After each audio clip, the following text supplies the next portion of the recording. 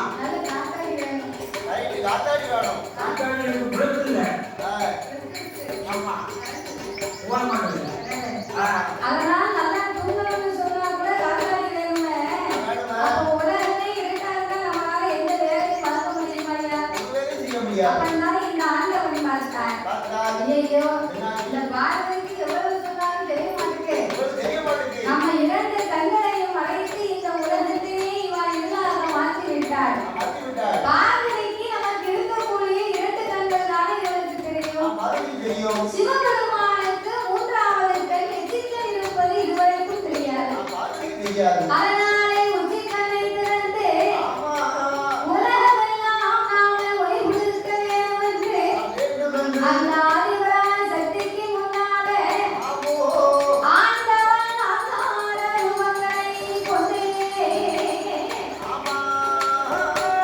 ஆண்டவன் உச்சிக்கண்ணை திறக்க அவர் உச்சிக்கண்ணை திறப்பார்.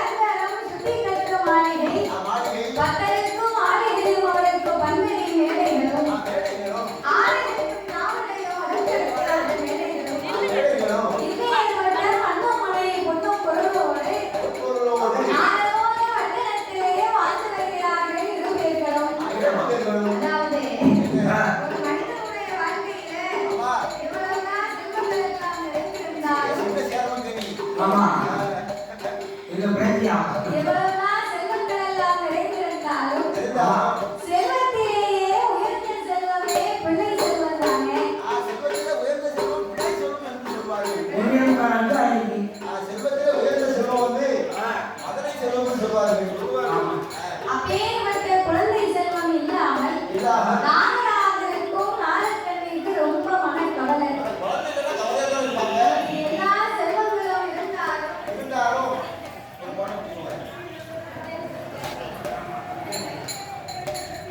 என்னதான் சொத்து இருந்தாலும் பணக்காசு இருந்தாலும் ஒரு குழந்தை செல்வம் இருந்தாங்களா அதுக்கு மதிப்பு மரியாதை.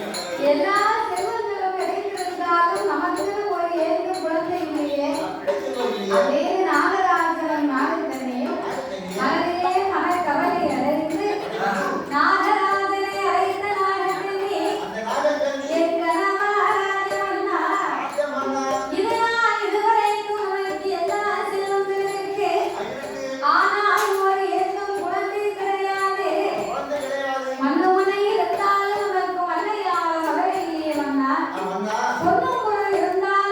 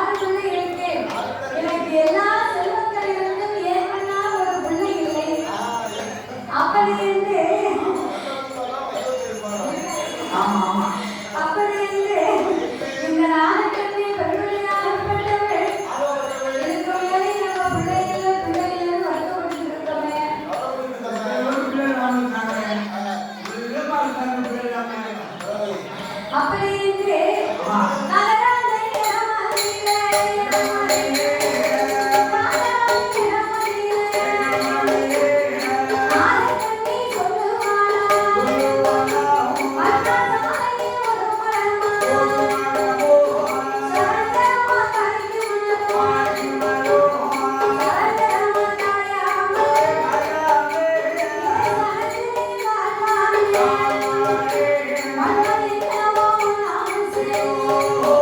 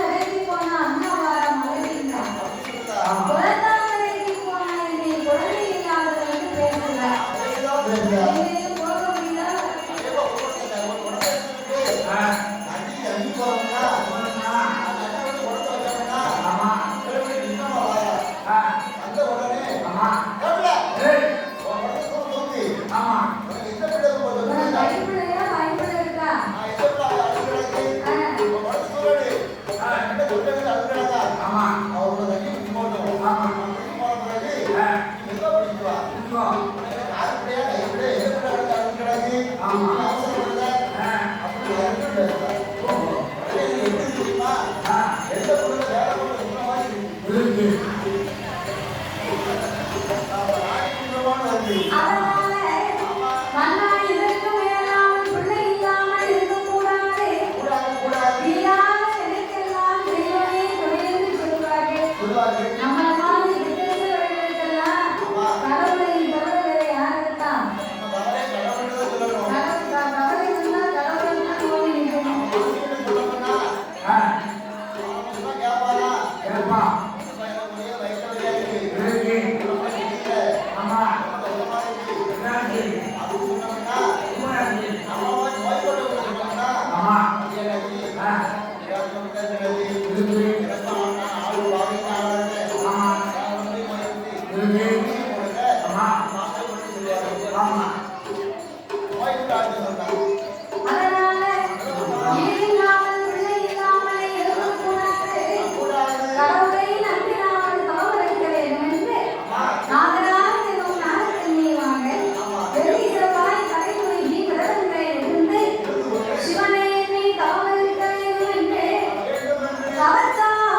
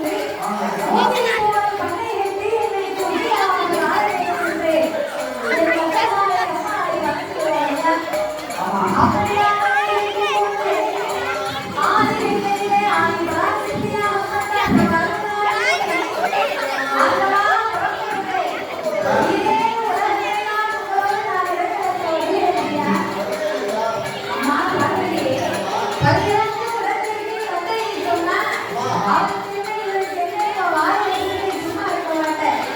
அதனால கைலாசத்தை நான் அங்கே செஞ்சு வைக்கிறேன். உங்க கூட வரும்போது நான் எதுவும் பேசக்கூடாது அவ்வளவுதானே. பரியாக்கு முடிக்கிற வரைக்கும் என் வாயை திறக்க மாட்டேன். நான் ஒரு வார்த்தை பேச மாட்டேன். ஆமா அப்படி இருந்து ஆதிரா சத்தியானவர் சொல்லும்போது அப்ப ஆண்டவர் சொன்னார், நீ வாயை திறக்க மாட்டேன், எதுவும் பேச மாட்டேன்னு சொன்னா உன்னை நம்ப முடியாது. உங்க அன்னை கோபால கண்ணீர் மீது சத்தியம் பண்ணி கொடுத்தாக்கா காலையிலே நான் படியாத இடத்துக்கு உன்னை அழைத்து கொண்டு போயெல்லாம் சாப்பிட்டியா? சாப்பிட முடியல.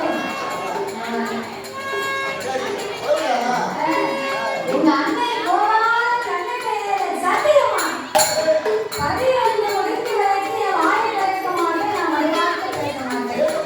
ஏதா ஆணையிட்டு கொடுத்து வாங்கோ ஒரு கட்டத்தை வாங்கி கணவனும் பார்வதியும் எங்கே வருகிறார்கள்?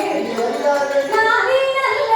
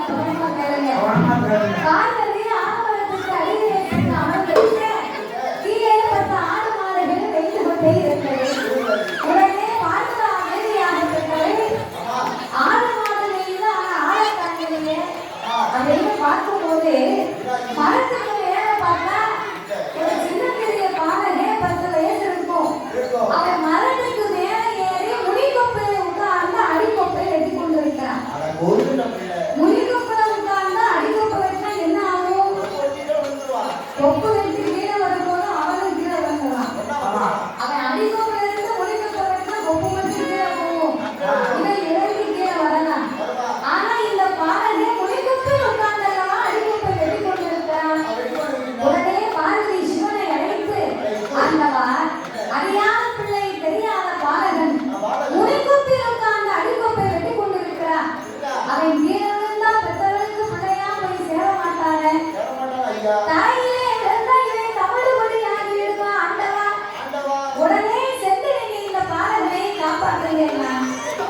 பார்வதி, என் கூட வரும்போது சொன்னா வாயை திறக்கக்கூடாது, வருமானத்தை பேசக்கூடாதுன்னு சொல்லி என் பேச்ச நீ கேட்க மாட்டேங்கிய.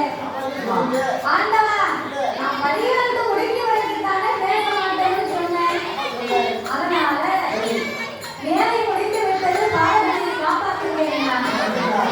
சிவபெருமான் யோசித்து பார்த்தார். இந்த பார்வதி திடீர்னு இப்படி சொல்றால, நம்ம ஏற்கனவே நம்ம பின்ன இங்க வந்திருக்கோம், இந்த ஆழம் நடக்கும் இல்லை, இந்த காலம் இல்லையே அப்படின்னு தன் ஞான திருஷ்டியினால் அறிந்து பார்த்தார்.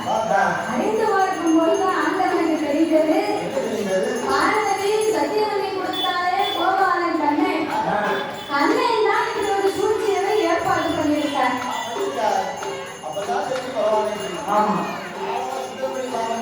அப்ப இது என் பெருமானுடைய வேலை. அதனால சிவபெருமான் இந்த பாடலை காப்பாற்ற முடியாது. அவனுக்கு வாழணும்னு விதி இருந்தா வாங்கி தருவான், சாகணும்னு விதி இருந்தா செட்டே தருவாண்டி. அவன் விதி எப்படியோ அப்படித்தான் நடக்கும். நம்ம கைலாசம் போவோம். யார் விதி நான் வரமாட்டேன். காலனை காப்பாற்றாம நம்ம ஒரு அடி எடுத்து வைக்க மாட்டேன்னு. ஆமா அந்த பையனை காப்பாற்றணும்னா காப்பாற்றணும்னா கைலாசம் வந்துட வரமாட்டேன். கைலாசம் வரவும் மாட்டேன். ஆமா என் ஐயாவை பச்சனை போய் கொண்டு மாட்டேன். நல்ல மரியாதையோட அந்த பையனை காப்பாற்றுங்க. அப்பதான் ஆண்டவன் சொன்னார், இவனுக்கு சொன்னா புரியாது, செயல்படுத்தினாதான் இந்த பார்வதிக்கு புத்தி வரும் அப்படின்னு. பார்வதி அவன் எப்படியும் வளர்த்த விட்டு இப்ப கீழே வளர்த்தான் போறான். அவன் கீழே விழும்போது உயிர் மேல ஆசை இருந்து என்ன பார்த்தா அம்மான்னு சொல்லியிருந்தா, பார்வதி நீ போய் காப்பாத்து. என்ன பார்த்தா அம்மான்னு சொல்லியிருந்தா, ஆண்டவன் பகமா நான் போய் காப்பாற்றுவேன். காப்பாற்றுறியா? அப்படியா? அப்ப ரெண்டு பேருமே பேசி முடிக்க அவனுக்கு தான் ஆத்திரக்காரனுக்கு புத்தி கிடையாது. வாங்கி வாங்கி வெட்டுனா வெட்ட முடிஞ்சது, கொப்பு கீழே வருது. கீழே வரும் போது கொப்பு மேல கையன் கீழே, கையன் மேல கொப்பு கீழே. கரணம் போட்டு வந்தான பாவி அம்மான்னு சொல்லியிருந்தா பார்வதி போய் காப்பாற்றிருப்பாரு.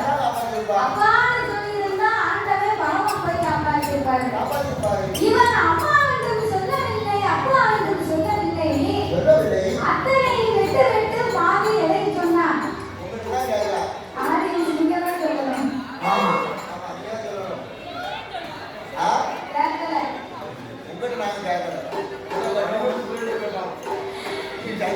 அவரே நீங்க சொன்னது ஏன் கேட்கலன்னு சொல்றாரு தெரியுமா? நீங்க சரியான பதில் சொன்னா உங்களுக்கு 200 ரூபாய் பரிசு தருவாங்க. அதுதான் கேட்கல.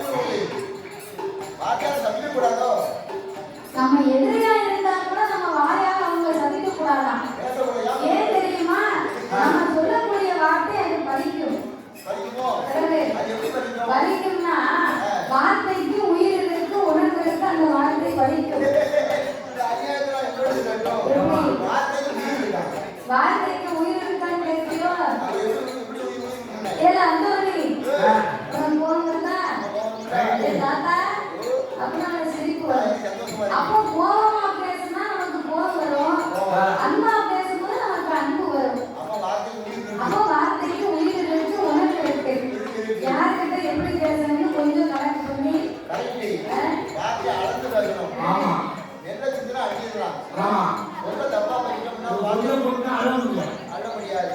ஒரு வார்த்தை மெல்லும், ஒரு வார்த்தை கொல்லும். அதனால அம்மா பார்வதி அவன் செத்தேன்னு நான் செத்து போனாண்டி. போராண்டி. இப்ப மாதிரி என் கூட கைலாசத்துக்கு வாங்க. பார்வதிக்கு மனசுக்குள்ள ரொம்ப கோபம்.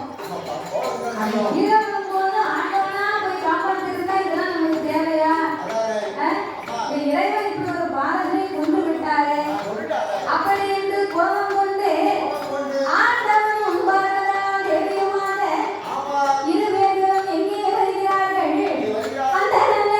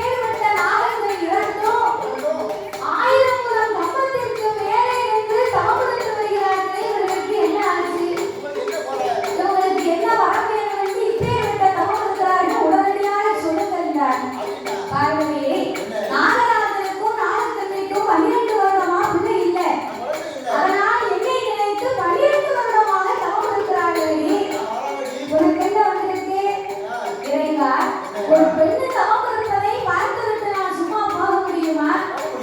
பெண்ணை கண்டா பேரையும் மனம் இறங்கும்னு சொல்லுவாங்க. கொஞ்சம் கூட உனக்கு மனம் இறங்கல. பெண்ணுக்கு மனம் இறங்கி இங்கே பிள்ளை வாங்கியதை கொடுக்க வேண்டும். அன்னைக்கு மனம் இறங்கி மதனை பழத்தை கொடுக்க வேண்டும் இறைவா. பார்வதி, ஏற்கனவே உன் மேல் நான் கோபத்தில் இருக்கேன்.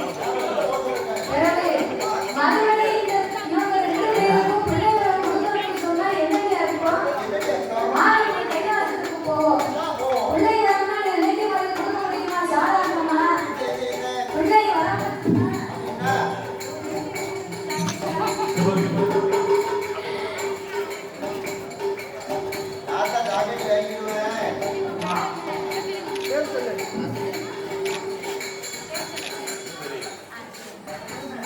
அதனால அம்மா பார்வதி பிள்ளை வரம்னா நீ நினைக்க மாதிரி சாதாரணமா கொடுக்க முடியாது.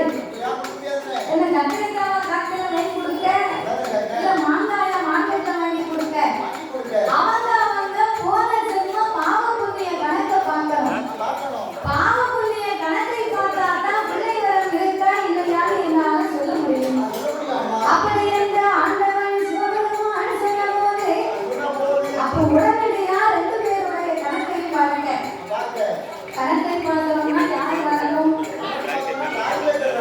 ஆனா அந்த கணக்கு இல்ல, இது போன ஜென்மம் பாவ புண்ணிய கணக்கு. அண்ணாடி வரும். பாவ புண்ணிய கணக்கு யார் இடத்துல இருக்கு தெரியுமா? கைலாச கணக்க பிள்ளை அவர்தான் சீராக எழுதக்கூடிய சித்திரமுத்திர நயினார் வரணும். சித்திரமுத்திர நயினார் வந்தாக்கா குழந்தை இருக்கா இல்லையான்னு என்னால சொல்ல முடியும்னார். உடனடியா அவர் திருப்புங்க. ஆண்டவன் சித்திரமுத்திர நயினாரை வரவழைத்து, ஐயா இந்த நாகராஜன் நாகக்கண்ணுடைய கணக்கை பாருங்க. போன செல்வ கணக்கை பார்த்து நீங்க சொன்னாதான் குழந்தை கொடுக்கலாமா வேண்டாமான்னு என்னால முடிவு பண்ண முடியும். அப்படி என்று சொல்லும்போது இந்த அழகான நேரத்திலே காலம் நாங்களுக்கு பரிசீலிக்க வேண்டும் என்று அன்பும் பாசங்களும் நிறைந்து அருமை அண்ணார் அவர்கள் சார்பாக அவர் ஈன்றெடுத்த அருந்தவ புதல்வர் அமுதன் அவர்களின் குடிகரத்தாலே நாமளை அன்பு மாறாக்க வேண்டும் என்று நாமளுக்கு இனிப்பை கொண்டு வந்து பரிசாகளை கொடுத்து இந்த சான்றிதழ் எவ்வளவு இருக்கும் நினைக்கிறேன்.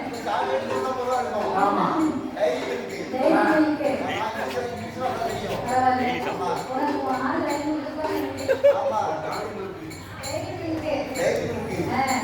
அமுதன் அவர்களின் அன்பு கரத்தாலே குட்டி சார்பாக நாமளுக்கு இனிப்பை கொண்டு வந்த பரிசாகளை கொடுத்து அன்போடு நாமளை பாராட்டியுள்ளார்கள்.